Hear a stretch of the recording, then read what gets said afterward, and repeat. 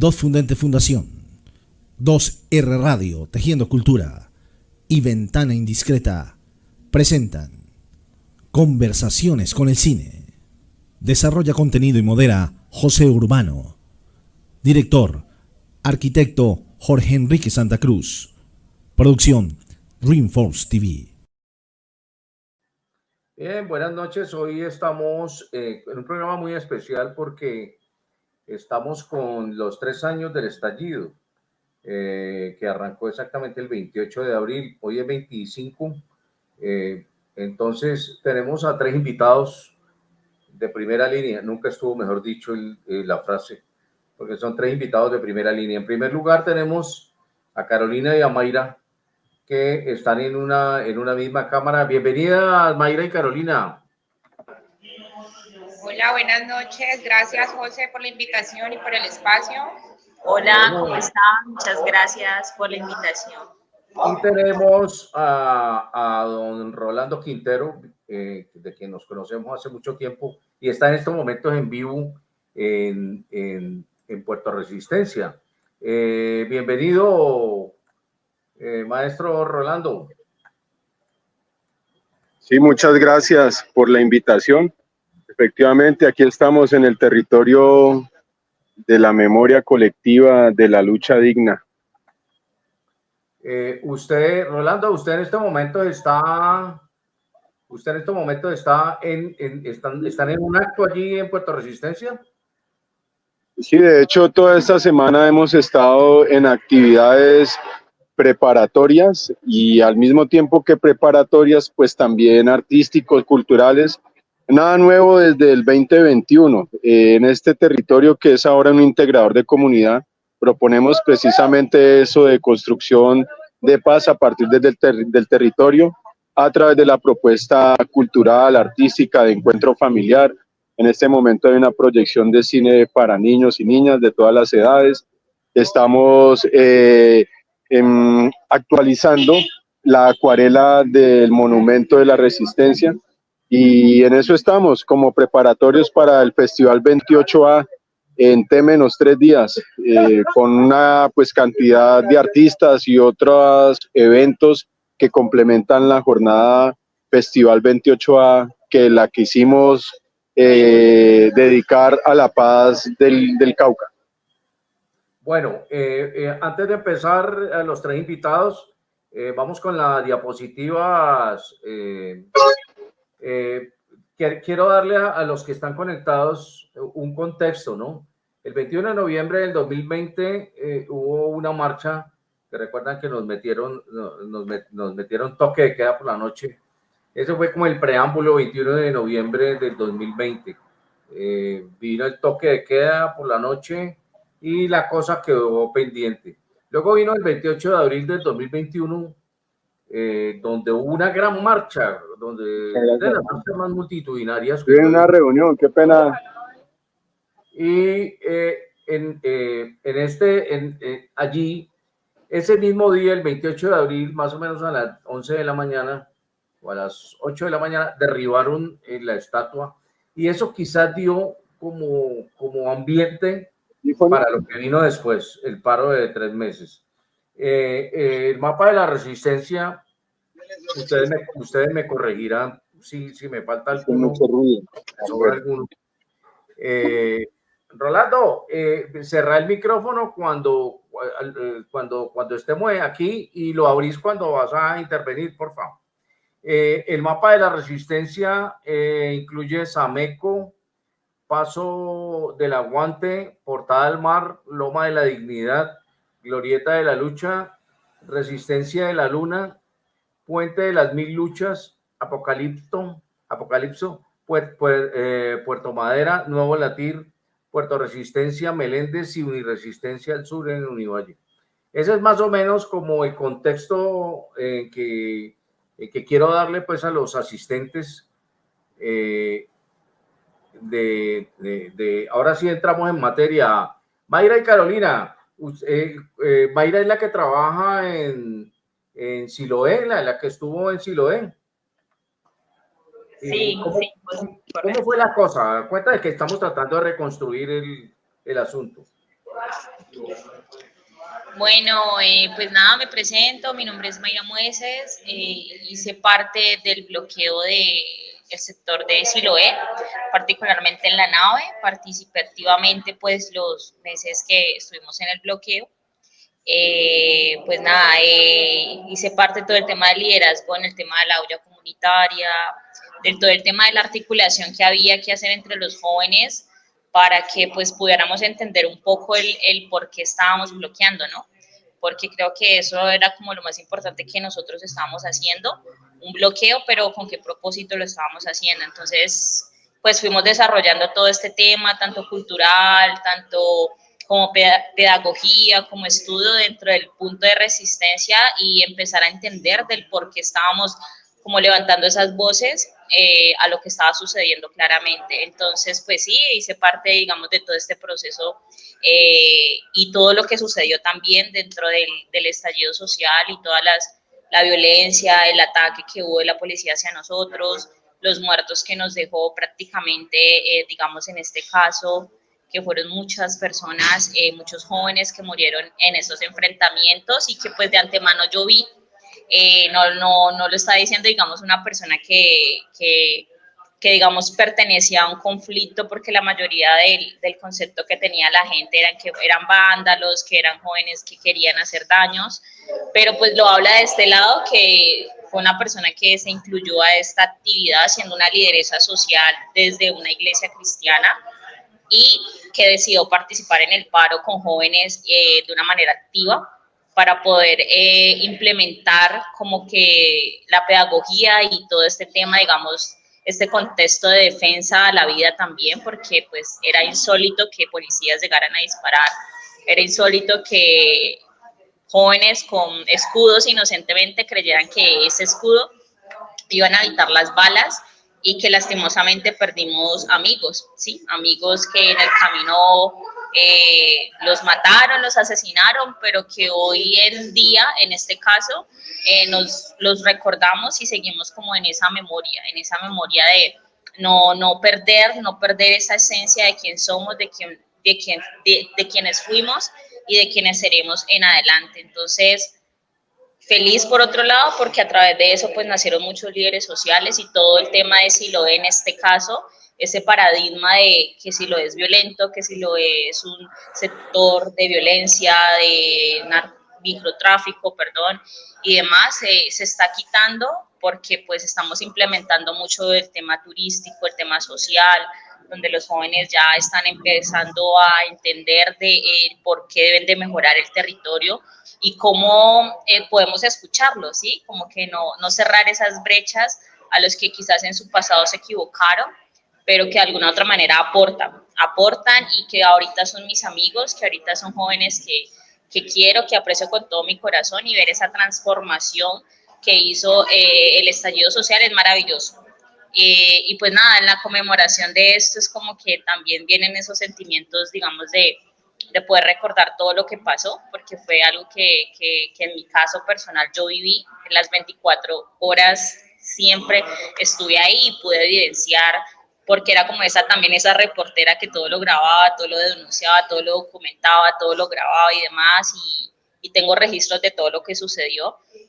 Entonces, recordar eso, recordar de que de alguna manera fuimos atacados, fuimos violentados y que no merecíamos de alguna otra manera ese ataque y esa violencia que tenía el Estado en contra de nosotros, pero que de alguna otra forma ahora pues tratamos de reivindicar eso y de poder no perder esa memoria y ese concepto, digamos, de lo que ahorita somos y de lo que se ha construido, que lastimosamente hubieron muertos y que en este caso pudo ser mi hermano, pudo ser mi primo, pudo ser alguien cercano a mí, pero que la gente pueda entender que después de eso hubo un cambio social y un cambio de que también otros sectores, digámoslo así, esas brechas se rompieran y ahorita podamos construir de una manera positiva. Entonces, como que eso te cuento ya de manera más detallada, pues fue un proceso muy difícil porque prácticamente eras perseguido, eras amenazado, en este caso yo pues corrí riesgo muchas veces, los jóvenes corrían riesgos, eran fichados de todas las maneras posibles y uno tratar de tener como que el conteo de todos y que uno no faltara y que al otro día no llegó tal personita al punto. Entonces cuando no nos llegó en ese entonces Carlos y Gregorio, que fueron los que asesinaron en la Reta Palmira, y los dejaron allá, eran de nuestro punto, y al otro día yo ver una foto de que era Carlitos, que estaba muerto. Entonces... perdón, te interrumpo, Mayra. Rolando, usted... que estaban llamando. Entonces, no, tranquila, no, está interesante. Está interesante. De alguna otra forma nos golpeó, y a manera personal me golpeó como persona, y que de alguna otra forma continuamos en esa lucha, ¿sí?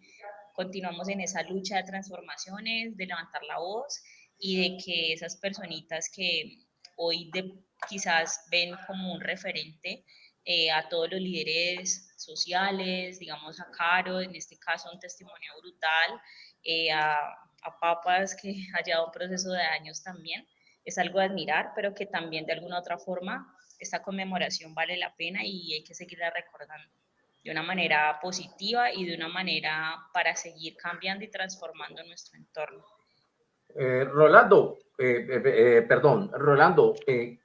usted ese 28, ¿cómo lo recuerda cuando vuelve usted a Puerto Resistencia, sale de la marcha? ¿Qué pasa ese día, después de la marcha? Sí, el 28 inicial, el 28 de abril del 2021, yo no estaba cerca de Puerto Resistencia. Yo recuerdo que estaba por allá cortejando una muchacha, y mi forma de cortejar fue irle a reparar el techo a la casa del papá. Al final reparé el techo y la muchacha no me paró bolas. Eso fue, tampoco me pagaron. Y cuando terminé de reparar el techo, un poco descorazonado, despechado por reparar el techo sin que el objetivo de reparar el techo siquiera me diera las gracias. Recuerdo que hasta se fue de vacaciones con otro man. Entonces yo de despecho me fui para la marcha el 28 y estuve caminando por la calle Quinta, desde la 39 hasta lo que luego se renombraría como Loma de la Dignidad. Y recuerdo que me sorprendió. He estado en muchas marchas en la historia de mi vida universitaria y después, y me sorprendió ver ambos carriles, norte-sur, sur-norte de la calle Quinta, abarrotados de gente que iba en un sentido y gente que volvía en el otro. Y después de aburrirme de ver tanta gente, decidí regresarme a pie a mi casa, y así pasaba por varios inusitados puntos de barricadas. Podía encontrar niños, niñas, mujeres ancianas, jóvenes, niños, improvisando una barricada sobre la calle, apenas de 5 personas, y me pareció eso algo bastante sui generis, curioso y hasta simpático, porque la motivación de estas personas que en su vida habrían intentado algo así en la calle y resultaban haciéndolo. ¿Qué había pasado ahí? ¿Qué suerte mística había ahí que movilizar a tantas personas sin que estuviesen preparadas ni estuviesen en organizaciones sociales que cuestionaran al Estado, sino que sencillamente salían a la calle a hacer esa manifestación en protesta ante el gobierno de la época del señor Duque, 2018-2022. Es así como finalmente hacia alrededor de las 4, 5, 6 de la tarde voy llegando a Puerto Resistencia, y pues me encuentro con toda la muchedumbre concentrada, y yo recuerdo que venía cansado y despechado, entonces decidí solamente pasar de largo. Y ya al otro día, el 29, pues sí empieza mi permanencia 24/7 en el punto. Ante todo, entonces, esta primera impresión fue una tremenda sorpresa. Quería entender por qué la gente se motivaba a hacer lo que hacía, más allá de los sempiternos marchantes de organizaciones estudiantiles, sindicales, indígenas, populares, en fin. que digamos son expertos y profesionales en este tipo de movilizaciones, de marchas y demás, y de paros, pero tanta gente que a todas luces se presentaba improvisada en la manifestación callejera. Eso es algo que aún sigue siendo un descreste, como también lo fue luego llegar a observar y comprender que la base de toda esta movilización fueron los que yo denomino los efluvios de alcantarilla, que decidieron salir del subsuelo de la sociedad para tal vez marcar un camino o marcar una alternativa dentro de la historia de la protesta social que pudiera llegar a cristalizar un hecho contundente como el que se vivió en las urnas de un año más tarde, es decir, del 2022, con la elección presidencial. Carolina, ¿usted le toca el paro en el Paso del Aguante? Carolina. ¿Sí me sigue, Carolina? ¿Me escucha? Ah, se cayó. Mientras Carolina, ¿me escucha, Carolina? Bueno, mientras entra Carolina de nuevo, porque parece ser que se cayó, vamos con el video, Giovanni. Así fue como la BBC, así fue como la BBC de Londres, que estuvo cubriendo el paro, hizo, este es el informe de la BBC, lo hemos editado, un informe de 4 minutos de cómo la BBC le informó al mundo del estallido. Ahí vamos.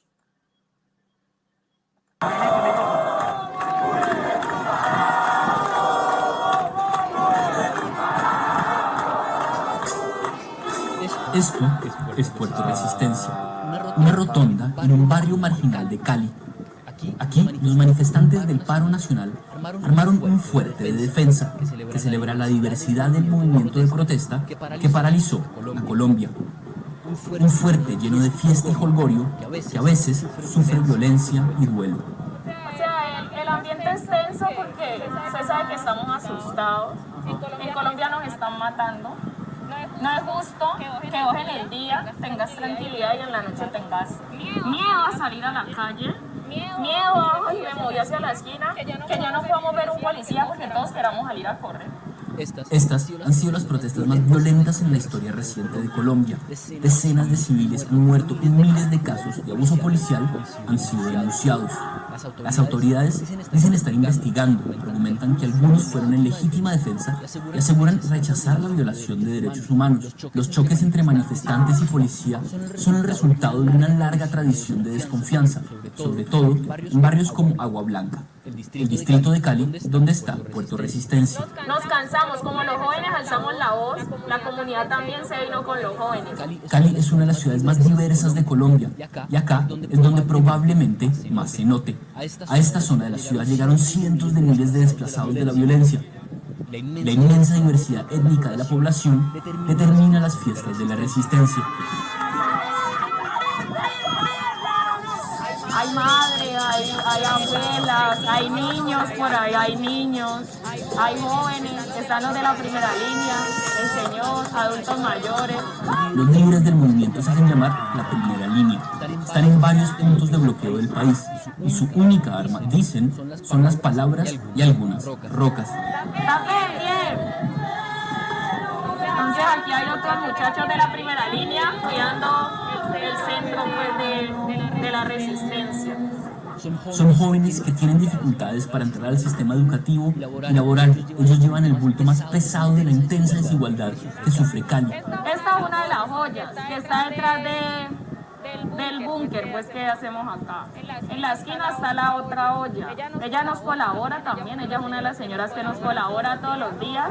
¿Por qué apoyo a la gente? Porque me gusta. Yo soy revolucionaria desde pequeña, me gusta actuar con la gente y cuando defienden los derechos más todavía. Estas estaciones de policía han sido un símbolo de las protestas. Decenas de ellas en todo el país han sido quemadas y, como esta, transformadas. El CAI está tratando de volverle una biblioteca que sirva después de todo esto, que se genere una biblioteca aquí para los niños. Ante la posibilidad de volver a chocar con la policía, la comunidad médica Proparo también entró a ayudar. La misión médica la creó el mismo pueblo. O sea, el pueblo ha donado cosas médicas, ha donado insumos, hay paramédicos, hay ambulancias que nos están pues ayudando en el momento de que hay algún herido o alguien se siente mal, porque usted sabe que son 15 días de paro. Vea. Esa es la caseta comunal del barrio Villa del Sur, donde nos prestaron para colocar camillas, como pueden ver. Muchos en Colombia creen que estas personas de acá son vándalos, que son criminales, que consumen drogas. Y una de las cosas que ellos me dijeron es que sí, que en efecto rompen infraestructura, pero porque necesitan que sus voces sean escuchadas, porque se sienten excluidos. No, aquí no hay guerrillas, aquí hay simplemente jóvenes del barrio, del distrito, del barrio de allá, de todo lado que se unieron y se cansaron. Y pues por ahí hay un meme, ¿no? Que dice, se metieron con la generación que no tiene nada que perder. Aquí nadie tiene que perder casa, trabajo, nada, porque nadie tiene nada. Ahora, al menos tienen puerto resistencia. Carolina, ¿estás allí? Carolina, te preguntaba ahora, activa el micrófono, por favor, Caro. Te preguntaba ahora que si a ti te agarra el estallido en el Paso del Aguante, o dónde te agarró. Bueno, buenas noches. Mi nombre es Carolina Montaño. Hice parte del punto de resistencia de Paso del Aguante, que está ubicado en la Reta Cali-Palmira. Inicialmente, el 28 de abril del 2021, yo inicié mi manifestación en Sameco, porque pues yo soy personal de salud, yo soy auxiliar de enfermería. Con un grupo de compañeros decidimos que el punto que íbamos a iniciar era la concentración, era en Sameco. Cuando tumban la estatua de la casa y empiezan pues todos esos ataques del SMAT, yo decido retirarme hacia mi casa porque pues la verdad fue mi primer paro, mi primera vez que me movilicé en las calles, pues no me dio temor, la verdad no estaba acostumbrada como a ese tipo de enfrentamientos. Cuando llego a mi barrio, yo soy de la Comuna 6, me encuentro que allá también estaban en enfrentamientos, las fuerzas estaban atacando a todos los manifestantes, pero pues ya en mi condición de enfermera, al ver tantos heridos, no fui capaz de entrarme a mi casa, que era el objetivo que pues tenía, sino que pues de intuición lo que hice fue empezar a ayudar a todas las personas que estaban siendo atacadas, a los heridos, a las personas que estaban siendo ahogadas pues con estos gases, y pues más porque era mi comuna, era mi barrio, vi muchos compañeros con los cuales estudié, los compañeros del barrio, los vecinos que estaban siendo atacados, entonces no pude entrarme. Entonces, desde ahí empezó mi rol en ese punto de concentración, primero ayudando como misión médica y ya después me quedé de lleno en el bloqueo que se inició. Los 2 meses de paro estuve ahí 24 horas, pero pues así inicié yo la manifestación del 28 de abril.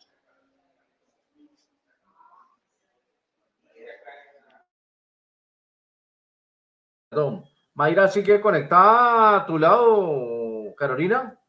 Es que le quiero preguntar a Mayra una cosa. Es que cuando yo vengo a Cali, porque yo vivo más arriba de Siloé, paso por la panadería La Sorpresa y siempre me acuerdo de 3 chicos que fueron fusilados allí. Ese día que son fusilados estos chicos, 3 chicos tal vez en la panadería La Sorpresa, ese día tú estabas allí. Pues mira, el día que pasó lo del velatón, que fue un velatón que se estaba haciendo pacíficamente, el 3 de mayo, que sucedió que ahí hubieron varios que asesinaron varios jóvenes. En este caso, yo estaba en el punto de la nave porque en Silo eran 2 puntos de resistencia, la nave y la glorieta. Los ataques más frecuentes fueron en la glorieta de Siloé, que al frente, pues casi como digámoslo, a 4 o 5 cuadras estaba el CAI de la policía, entonces obviamente era un poco más fácil de que ellos accedieran, digámoslo así, pues de manera más violenta, digámoslo así, porque ahí ya estaba el CAI, entonces a veces utilizaban los colegios o lo que estaba alrededor para ellos como que distribuirse y demás.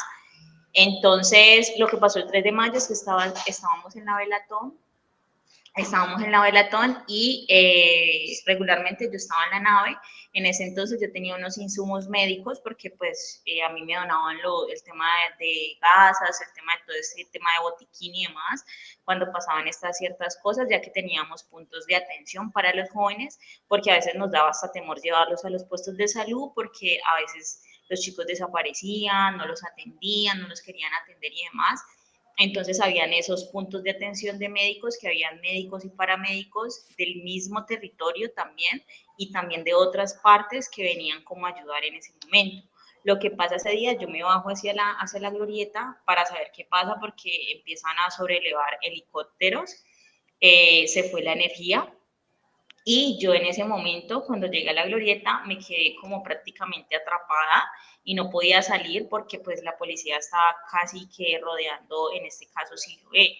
Siloé es como de muchas, digamos, es loma, claramente. Entonces tú para acceder a otro territorio prácticamente yo tenía que pasar de un lado al otro y era casi 15 minutos caminando. Lo que sucede ese día, yo llego ahí y empiezo a escuchar helicópteros sobrevolando, que hasta yo le mando un audio a una amiga y yo le digo, acá yo le corriendo en medio de todo, yo le digo, acá está pasando algo, mira, le mando videos, por favor, publica, porque acá están literalmente asesinando a los jóvenes. Y bueno, yo en ese momento me escondo como en unas casas, y luego de la parte de arriba de Siloé empiezan a gritar, los mismos jóvenes, vienen carros, vienen muchos carros. Claro, eran carros claramente como tanquetas, carros que venían y que, no sé, en este caso me imagino que era el SMAT, para el punto de nosotros. Lo que pasó ese día era que en ese momento mueren 3 jóvenes. Lo que tú me estás preguntando, en este caso pues omito los nombres por respeto a las familias y demás, pero en ese caso los asesinan, y pues ahí empieza todo este tema de atacar, el SMAT empieza a dispararle a los jóvenes empiezan a como a bajar los cosos, digamos, de esas latas como para esconderse y medio defenderse. Entonces, eso fue lo que sucedió ese día. O sea, eso es como lo más impactante en ese momento que yo viví, y que ahí decidí participar activamente por lo que estaba sucediendo, porque es que yo veía al SMAT cómo disparaba, y no era con traumática, y no era con fusiles, yo que no conozco muy bien este campo, digamos, de temas de armamento, pues eran armas que yo veía y al lado los pelados caían. Entonces yo decía, antes a mí en este caso no me mataron porque Dios me guardó y demás, pero de alguna otra manera, al ver yo esto, yo decidí denunciar como que todo este tipo de cosas, y prácticamente eso más o menos duró hasta la 1, 2 de la mañana, ¿ya? Entonces, sí es real, sí fue real, lo vivimos, que hasta yo en ese momento cuando le disparan a un joven, yo tenía como una pañoleta en la mano, se la pongo como en el cuello porque el tiro como que le roció por acá, y ya pues obviamente habían motos que transitaban y los ponían, digamos, a ellos como que no, llévenlos allá porque los necesitan atender. Entonces es algo que, como te digo, ahorita al recordarlo me parece mentira volverlo a contar, porque hace mucho rato no lo volvía como a recordar, y como que volver a recordar este escenario, esto mismo de que yo veía a los chicos como que estaban ahí, y como que uno le decían, no salga porque también le pueden hacer algo, pero de alguna otra manera tú estabas ahí porque querías como salvaguardar la vida de ellos, y de alguna otra manera tener como ese cuidado de que no les fuera a suceder nada, pero prácticamente tenías que ver a los pelados caer al lado, o sea, caer literalmente, y que los recogieran y literalmente con tiros en su cuerpo. Entonces, es algo que es difícil de recordar, es algo que es difícil de aceptar ahorita, después de tantos años, y que prácticamente en este caso, en memoria de ellos y en memoria de que mataron muchos jóvenes, y no muchos que participaron del estallido, sino que muchos murieron no participando, sino que venían de sus trabajos y murieron, ¿sí? Como el señor que lo mataron y venía de una panadería de comprar algo, y la policía dispara hacia Siloé, y el señor muere en un carro, el tiro le entra por el vidrio y le pega en la cabeza y lo mata. Entonces, es algo que En este momento es como mentira decírtelo y recordarlo, pero nosotros tuvimos una fuerte, o sea, nosotros como tal, como punto de bloqueo y demás, perdimos muchos jóvenes. Te diría que más o menos asesinaron, creo que el dateo está como entre 20, 25 jóvenes que mataron en nuestro punto de resistencia, en este caso particularmente en la Glorieta, porque el punto de la nave fueron 2, en este caso que tenemos dateados. Y también pues hay un tribunal popular de Siloé, que es el encargado de las víctimas, de las familias que están en toda esta lucha de justicia por sus hijos, porque donde siquiera que vayan ellos siempre quieren justicia, ellos lo que necesitan es justicia, y ver que no se cumple eso es como una insatisfacción en su corazón de que no pueden como darle eso a su hijo, de ver a ese que quizás asesinó a su hijo y está libre en este momento, y cómo hicieron esa persecución a miles de jóvenes porque participaron, pero ¿dónde están las personas que asesinaron a estos jóvenes? Están en este momento libres.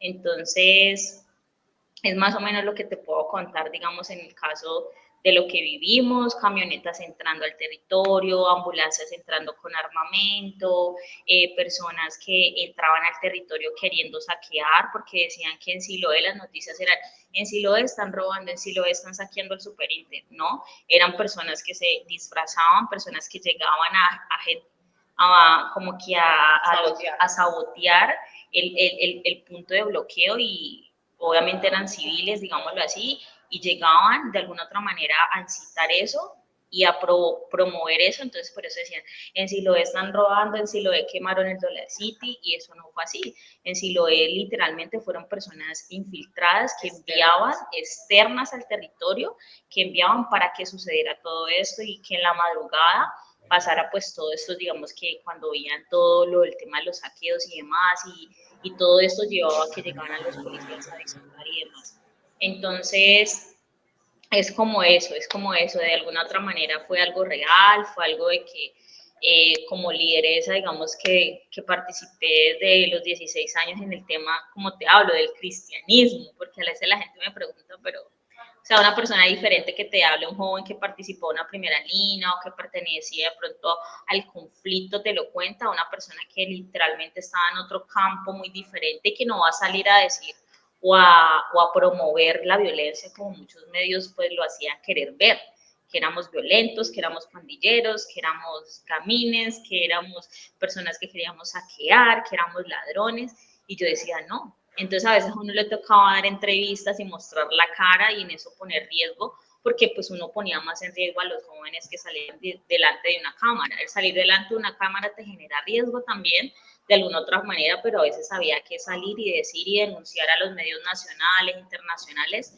todas estas denuncias que teníamos que mencionar, y por eso nosotros siempre lo hicimos a través de fuentes de Facebook, a través de fuentes de en vivos. Entonces cuando pasaba todo lo hacíamos en vivo para que eso quedara ahí grabado y poder decirle a la gente y a nivel que esta es la realidad, es que aquí están matando jóvenes, hagan algo. Entonces ahorita, digamos, en este caso valoramos mucho el tema del Canal 2 cuando llegó a nuestro punto. Nosotros decíamos, Dios mío, al final alguien está mostrando y levantando la voz por nosotros y está mostrando la realidad, y que nos libren de seguirnos matando y seguir que la policía siga disparándonos. Entonces, es como eso.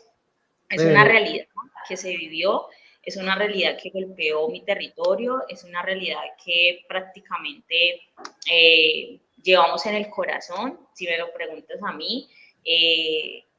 Luego de eso seguimos con ese empeño de poder seguir cambiando nuestro territorio y nuestro sector, pero eso fue lo que sucedió, fue algo real, fue algo que vivimos, fue algo que nos golpeó de una manera muy fuerte. Pero de otra manera yo siempre digo que los jóvenes que estábamos ahí simplemente estábamos para levantar nuestras voces y para que nos escucharan.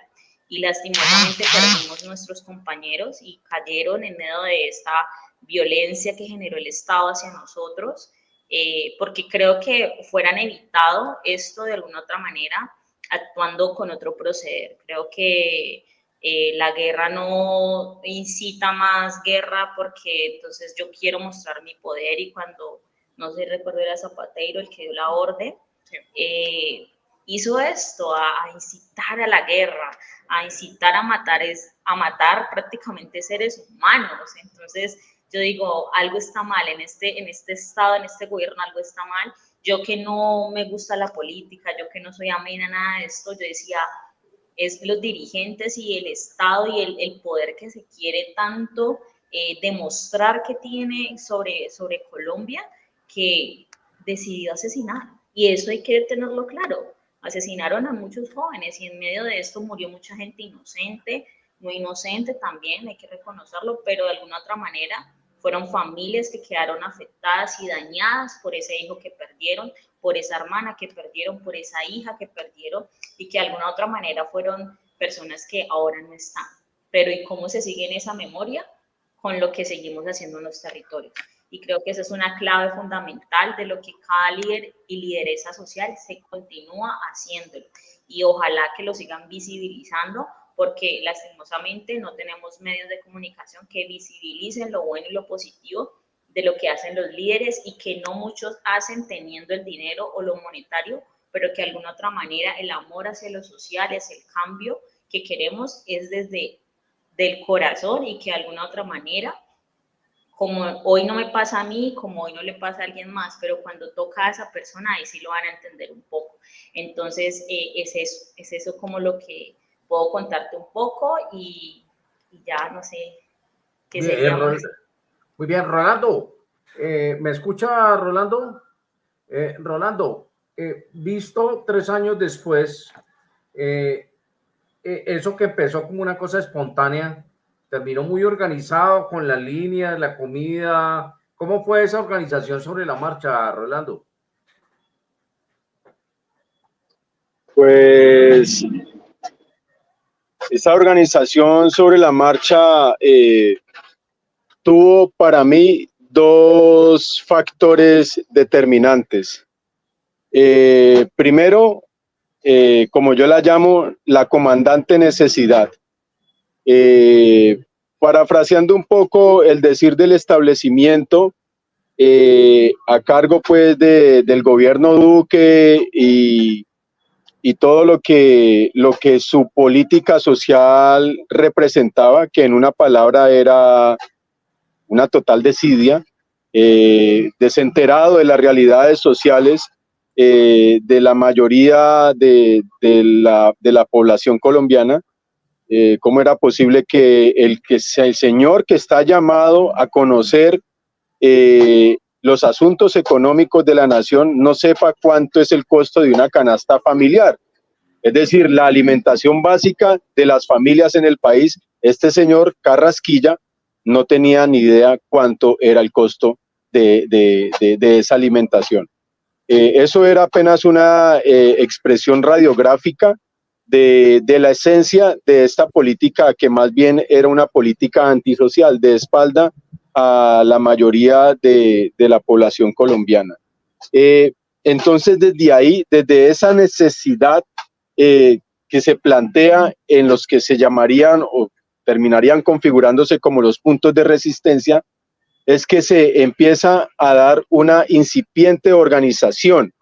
Y el otro factor codeterminante tendría que ser, vamos a decirlo, era precisamente la reacción ante esa política antisocial del Estado a cargo del gobierno corolario del uribismo, Duque 2018-2022.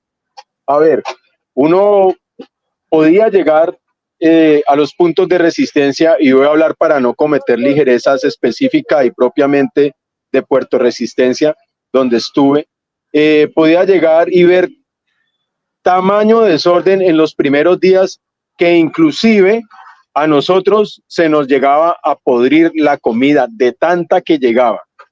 Llegaba tanta comida que ni aún distribuyéndolo en el día a todas las personas que venían a formar el jolgorio, el carnaval, la alegría, la batucada, el aleteo de la cadera, prototípico pues del litoral pacífico, que se combinaba con las chirimías caucanas, en fin, todo eso que confluye en Cali, capital del suroccidente de Colombia, se vio ahí. y todas estas personas comían de los mismos aportes que solidariamente llegaban aquí al punto de Puerto Resistencia, y se podrían, decía, se podrían debido al tamaño desorganizativo que había en esos primeros días, cuando en otros puntos de resistencia faltaba comida, faltaban víveres en general, faltaban insumos médicos, faltaban ropa, faltaba abrigo. Y así pasó unos días. Y esto nos demandó la necesidad de una organización in situ, inmediata, como para que al menos, por favor, si estábamos peleando más que por comida, más que por el pan, por el derecho al pan, ¿cómo era posible que se nos estuviera dañando la comida en nuestras despensas improvisadas, como eran container 1, container 2? Para el efecto de la comprensión, container 1 era la primera línea que se levanta en Puerto Resistencia. Con primera línea pues también debe entenderse barricada, y se utiliza un container que era donde se disponía herramienta y maquinaria de la infraestructura del masivo, que en esos días pues estaba en construcción esta arteria vial que une el norte-sur por el oriente de la ciudad, la avenida Simón Bolívar, calle 70. Y ahí ese container terminó siendo refugio, se terminó siendo casa y despensa en unos primeros días, y como decía, ahí se llegaba a dañar la comida de tanta que había, y que ya la gente pues satisfecha, y las otras personas a las que se repartía, aún así la comida seguía ahí. Entonces eso demanda una primera organización. ¿Cómo no dejar dañar la comida? Recibimos más, dejamos de recibir, o entonces empezamos a enterarnos en otros lugares donde se pueda necesitar, y es así como desde Puerto Resistencia en algún momento dado se hacen avanzadas de apoyo logístico, en términos de insumos, hacia otros puntos de resistencia, una vez se genera esa incipiente organización al interior de Puerto Resistencia. Luego de esa organización siguió la otra demanda que tenía que ver en términos de la seguridad que nos brindáramos, sobre todo a quienes pernoctábamos en el punto de resistencia. En el día, la garantía de seguridad era la asistencia masiva, la muchedumbre.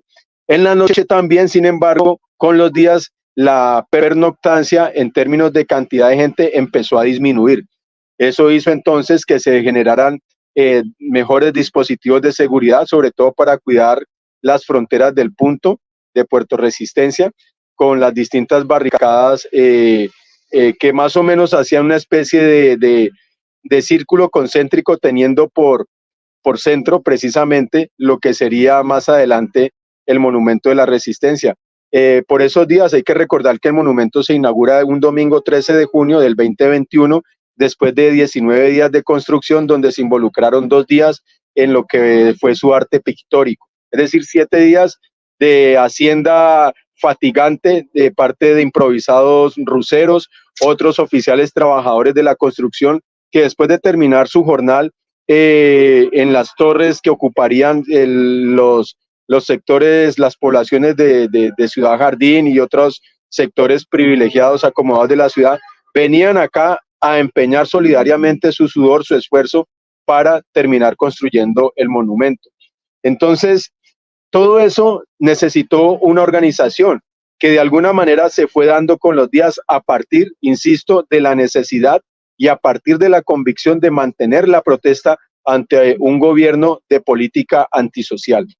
Y eso nos dio para entonces más adelante empezar ya con otra incipiencia organizativa, cual fuera la organización política y social de alguna manera. Es así como se inician las asambleas populares en Puerto Resistencia.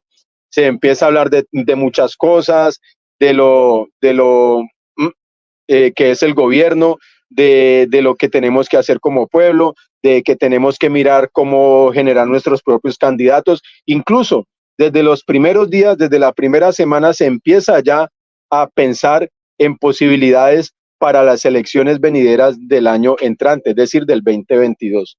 Y así entonces se van generando esas incipiencias organizativas que luego trascienden la interinidad de los puntos de resistencia y buscan esa mancomunidad con otros puntos organizativos. Es así como se genera una avanzada de compañeros de distintos puntos de resistencia para buscar un ente organizativo que pueda coordinarnos entre puntos de resistencias para mirar entonces no solamente la necesidad inmediata puntual en términos de mantenernos en el punto y la seguridad, los víveres, los insumos médicos, la asistencia en salud en general, sino también en términos de la trascendencia social y política, más allá incluso de las venideras elecciones del 2022. Esto son de alguna manera prolegómenos que sustanciarían lo que más tarde sería la Unión de Resistencias Cali, que es el primer ente organizativo que se consolida a partir de la mancomunidad y coordinación de los puntos de resistencia, más de 20 en la ciudad, y si contamos las goteras de Cali, casi rayando los 30 puntos. Se congregan entonces estos distintos puntos de resistencia, se conforma la Unión de Resistencias Cali, que será el ente vocero ante la mesa de diálogo con la alcaldía local que se instaura, hay que recordarlo, mediante decreto municipal 0304 de mayo del 2021. Ese decreto fue objetivo de la reacción uribista y fue tumbado por alrededor de unas cuantas semanas, luego de que ese fallo se impugna por oficio solidario del abogado Palau, se recupera entonces la vigencia que se mantiene hasta hoy de esa mesa de diálogo Alcaldía de Cali, Unión de Resistencias Cali. Eso como los inicios y de alguna manera la época mediana de lo que sería la organización a partir de los puntos de resistencia, y como perspectiva que se ha tenido, o tal vez como anhelo, no sé si visión, es la de poder llegar a conformar, si se quiere, y esto pues no es una apuesta coordinada y que digamos que todos estemos claros en esto, o que siquiera nos interese o le estemos apostando, pero sí al menos desde varias inquietudes, desde muchas personas, no solamente de primera línea, sino en general del estallido social, ya sea porque hubiera participado, hubiera estado ahí en la primera línea, segunda, tercera, cuarta, o sencillamente por la empatía y por la necesidad organizativa, política y social, pues entonces sí hay de todas maneras una aspiración en términos de llegar a conformar un movimiento social y político cuya base sea precisamente la efervescencia, que ya hoy la podemos registrar incluso como principios activistas sociales y políticos de lo que se generó en el estallido social, sin llegar nunca a significar con esto que nos inventamos entonces la protesta, que nos inventamos entonces cómo movilizarse efectivamente, no, porque esto es un episodio, si se quiere, descollante de lo que es la historia de la lucha popular y social, por demás digna, por demás necesaria, en términos de ese horizonte de justicia social que nos guía pues a muchas personas desde mucho antes del 2021. A otras, como lo señalaba la compañera Mayra, apenas en el 2021, sin con ello querer decir que entonces esa emergencia sea menos o más relevante que, digamos, algunas personas que ya traíamos escuela en términos de la movilización social y este tipo de reivindicaciones sociales. Y pues nada, continuamos en esa perspectiva organizativa a los topetazos.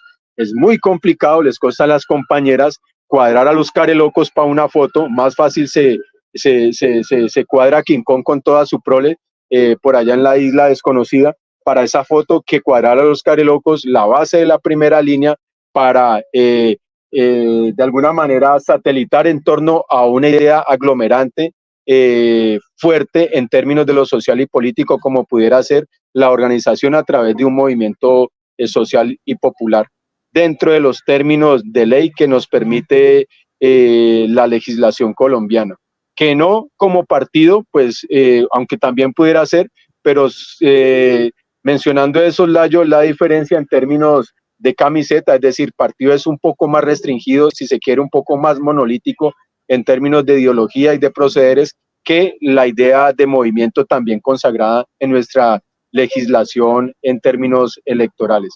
Pero sí hay este derrotero, además del derrotero, yo soy renuente a establecer una decisión entre lo político y lo social. La realidad se aparece como un todo indisoluble, que para suertes analíticas las separamos. Precisamente en eso consiste analizar, en separar partes para llegar a comprender ese todo. Pero eso es un ejercicio propedéutico de la academia. Pero en la realidad no podemos diferenciar, o tal vez sí diferenciar, pero no separar realmente lo político de lo social. Por eso la persistencia en que el trabajo social que se sigue adelantando desde casi la precariedad y las uñas de quienes hemos asumido esos principios y ahora volver los principios activos del estallido social, que insisto, recogen principios de la historia de la lucha social en Colombia, pues aterrizarlos en un proyecto que pudiera ser, termino con esto, la cristalización de una propuesta como sería un movimiento social y político, también con aspiraciones político-electorales. Carolina, usted de esos 3 meses del estallido, ¿cómo los vive? ¿Le toca ir a trabajar o está allí por turnos? ¿Cómo fue la dinámica en donde usted lo vivió? Qué pena, José, ¿me repite la pregunta? No te escuché bien. Son 3 meses, que fue bastante, más o menos 3 meses de estallido. ¿Cómo los vivió usted? ¿Le toca ir a trabajar? ¿Viene por turnos? ¿Cómo fue esa dinámica en el punto suyo? Bueno, José, de hecho, en ese entonces yo estaba trabajando, pero no tenía como un contrato fijo.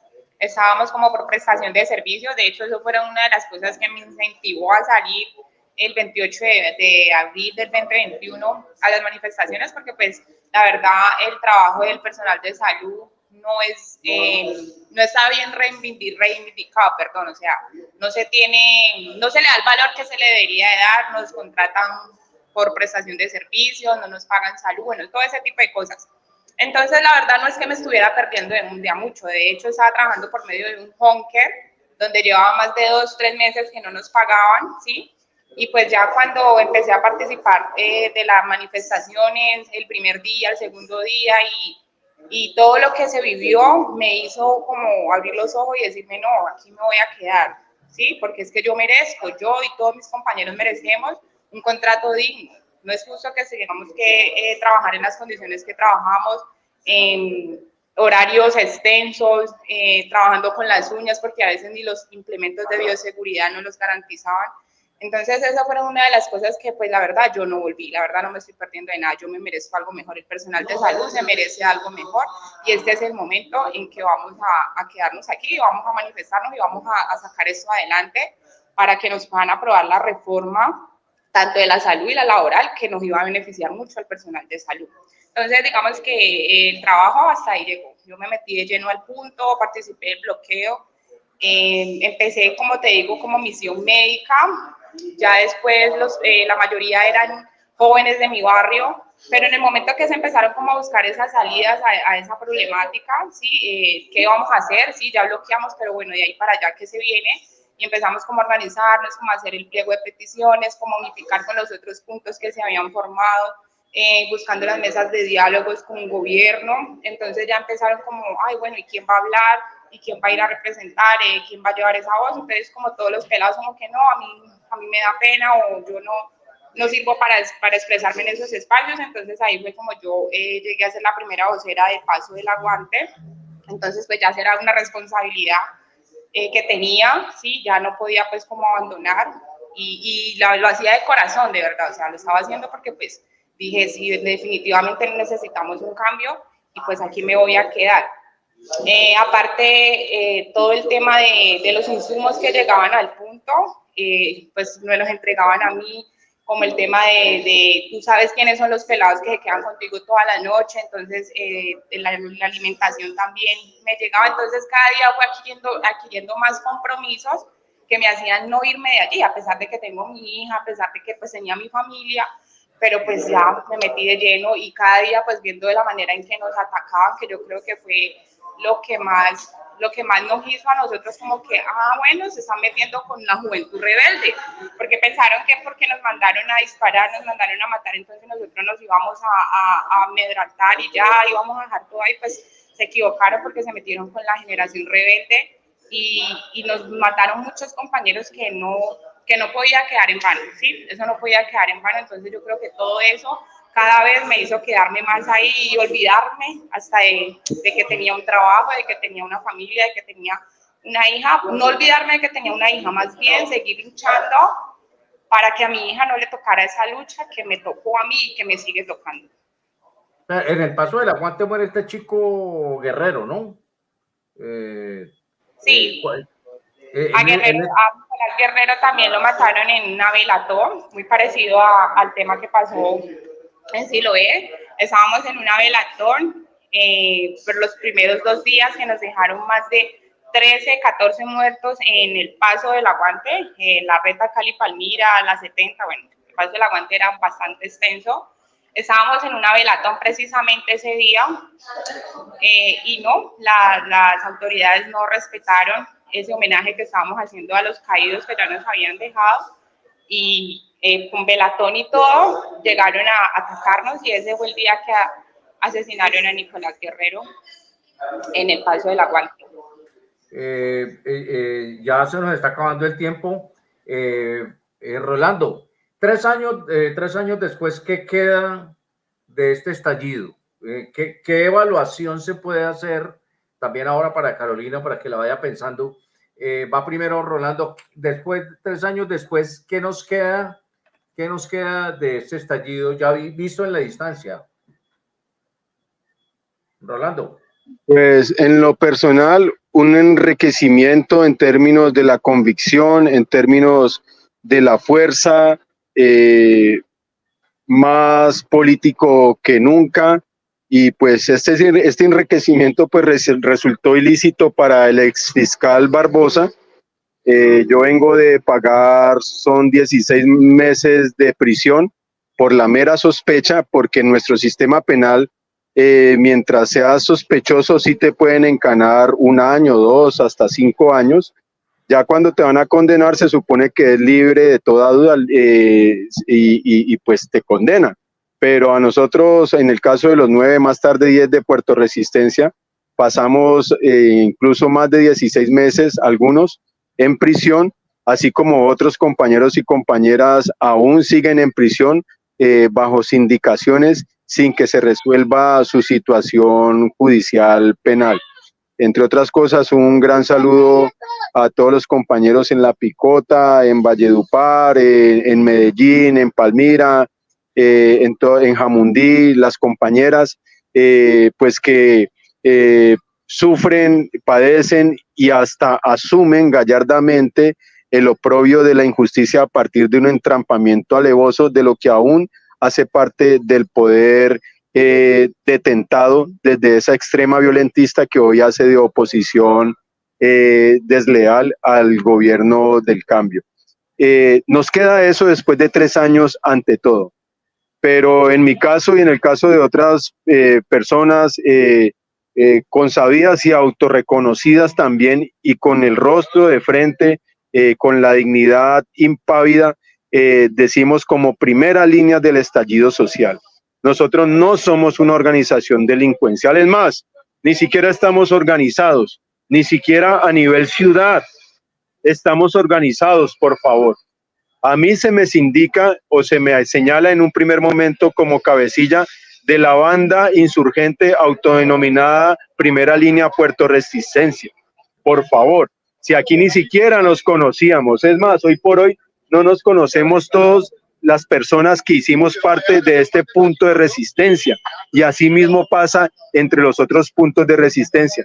Pero eso queda no como un lamento, no como una queja, sino como un abono necesario. Los que saben de sembrar la tierra saben que el mejor abono, creo que esto no es, eso es mierda. Hay que recordar la última palabra del coronel, no tiene quien le escriba, la magnánima palabra. Entonces, la mierda ha sido, esta mierda de injusticia ha sido nuestro principal abono. Nosotros salimos de la cárcel refortalecidos. Vean que hay otro compañero que pagó cana conmigo también, de aquí del pedazo, Primera Línea de Puerto Resistencia, y salimos refortalecidos en vitamina hierro barrote. No limamos barrotes, nos los devorábamos todos los días y todos los días nos fortalecíamos en nuestra convicción de lucha digna social. Y cuando digo digna, se refiere a que siempre respetamos la máxima que es la vida, siempre respetamos la máxima de la dignidad humana. Y en esa persistencia nos mantenemos. Hoy tenemos, por ejemplo, después del estallido social, más que la duplicación de los comedores comunitarios, la mayoría de ellos irrigados al suroriente de la ciudad. En mi casa existe el comedor comunitario de Puerto Resistencia y ojo, no fue un comedor comunitario solamente, fueron 2 al tiempo que funcionaron por un año. Uno de la empresa privada Compromiso Valle, a partir de una fundación donde el principal sponsor es el señor Armitage, él es alcalde, y funcionó allá en la casa, como un reconocimiento a las necesidades y a las demandas sociales bien ponderadas y bien puestas en el escenario actual social y político, no solamente de nuestra ciudad, sino de nuestro país. Estos comedores pasaron de 350 a 762 después del estallido social. El comedor comunitario de la empresa privada ya no existe. El que ha sido amenazado y aún hoy es amenazado es por la actual alcaldía. Si bien hubo que hacer una movilización express de parte de las gestoras, porque la mayoría son madres, como mi mamá y mi hermana, gestoras de los comedores comunitarios, ellas asumen esta gestoría cuando a mí me capturan junto con los compañeros, los 8 de Puerto Resistencia. Y hay que decir que esa captura no fue una sorpresa, fue crónica de una captura anunciada. Nosotros sabíamos que la fiscalía, cobarde, mentirosa, alevosa, execrable, bajo la dirección de Barbosa, venía por nosotros y no corrimos a Canadá, no corrimos al monte, nos quedamos parados firmes en los puntos de resistencia para decir aquí estamos y asumir el Canazo como una fase más de esta lucha grandiosa, digna y hermosa. A partir de estas persistencias y de otros compañeros que afortunadamente pudieron seguir afuera en la calle, algunos amenazados y siguieron parados en los puntos de resistencia, proponiendo cultura, proponiendo integración comunitaria, proponiendo construcción de paz como lo hicimos aquí desde Puerto Resistencia. Ojo, es que aquí en este pedazo tuvimos al nefasto Soler, exsecretario de Seguridad y Justicia de la alcaldía Ospina. Lo tuvimos aquí el 1 de abril del 2022 en los preparativos de la instalación de la Mesa Territorial de Construcción de Paz de Puerto Resistencia. Esta propuesta la conoció inusitada, inesperadamente, el propio alcalde Eder cuando estaba en correrías de campaña aquí en Mariano Ramos, Comuna 16, acompañando al entonces candidato Fajardo. Y él conoció de viva voz mía y de otros compañeros en una reunión en la casa de una lideresa comunitaria, la señora Gloria de aquí de Mariano Ramos, conoció la propuesta. Él sabe de nosotros desde incluso antes postularse a la candidatura de la alcaldía. Conoce de nuestra hacienda, conoce nuestras caras, dónde vivimos, quiénes somos. Y nosotros hemos dicho siempre, aquí estamos, de aquí no nos vamos a mover, ni con la amenaza, ni con el barrote. Y si toca volver a asumir la ignominia, la vamos a asumir por convicción y por fe en esta causa que, insisto, la venimos desarrollando con imbricaciones en lo social efectivas y eficientes, hay que decirlo, como en Siloé. Siloé es una potencia en términos de lo que llaman resiliencia. A partir de esa masacre, más allá de los llantos y de los rostros no enjugados de estas madres valerosas y valientes, llegan a conformar una cosa tan grande en términos de justicia justa como es el Tribunal Popular en Siloé, que esperamos que eso se replique en otros puntos de resistencia, que esperamos que se replique por la justicia que claman estos cadáveres insepultos de la tortura acometida por la fuerza pública y que narra Gonzalo Guillén, por ejemplo, en el éxito de Calipso, a menos de 1 kilómetro de aquí de punto de Puerto Resistencia. Todo ese tipo de cuestiones se dieron y todo eso lo que hizo fue abonar nuestra convicción de lucha social y política. Los proyectos, las propuestas, aquí nosotros hemos propuesto la construcción del ecoparque turístico de la memoria aquí en Puerto Resistencia. Tenemos los planos trazados. La arquitecta Silvia Chase, por ejemplo, ha estado a la cabeza de ese proyecto. Ha estado ahí el reconocimiento de personalidades como Boaventura de Sousa, el gran maestro en sociología, epistemología del sur, el reconocimiento también del talle estético del monumento. Toda una cantidad de cosas que se han venido proponiendo y desarrollando al interior de nuestras comunidades y que solamente necesitan la agencia de la institución para que esto se potencie incidentemente, más efectivamente en nuestras comunidades. Bueno, se nos va a acabar el tiempo, Carolina. La pregunta era, 3 años después, ¿qué queda de este estallido, de esta cosa tan brava que se vivió en Cali?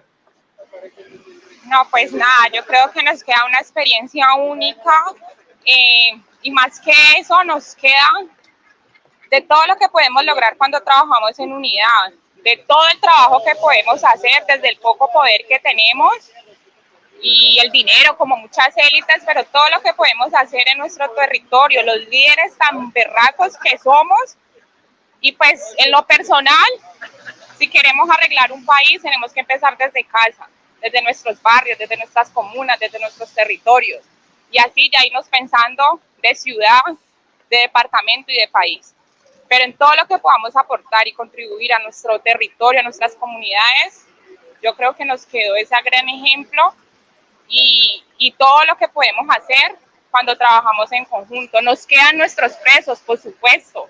Yo fui una privada de la libertad, yo fui una presa política más. Yo sé que es estar injustamente en prisión por más de 2 años, casi 2 años. Nos quedan nuestros presos, no nos podemos olvidar de ellos, de nuestros muertos, de hacer memoria, de que eso no pase a una historia más y que quede en el olvido. Y nada, nos queda mucho por seguir construyendo, mucho por seguir aportando para ese cambio de país, para ese país que queremos para nuestras generaciones futuras y por lo que salimos el 28A del 2021. Bueno, muchas gracias, se nos acabó el tiempo. Rolando, Mayra, Carolina, muchas gracias por el tiempo de ustedes. Ustedes fueron protagonistas de este estallido. Gracias a ti, José, por la invitación y a todos los televidentes, muchas gracias. Bueno, a ustedes por el tiempo y porque fueron protagonistas de primera línea de este estallido. Muchas gracias, nos vemos dentro de 8 días, 1 de mayo. Gracias. Este conversatorio se va a pasar para los miércoles. Estudio con este panel. El próximo miércoles, 1 de mayo, tendremos a la directora Camila Lobo Guerrero, que dirigió la película María Cano.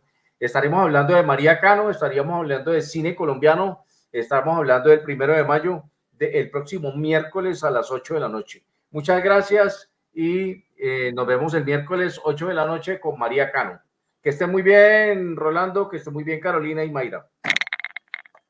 2 Fundente Fundación, 2R Radio, Tejiendo Cultura y Ventana Indiscreta presentaron Conversaciones con el Cine. Desarrolla contenido y modera José Urbano. Director, arquitecto Jorge Enrique Santa Cruz. Producción, Dreamforce TV.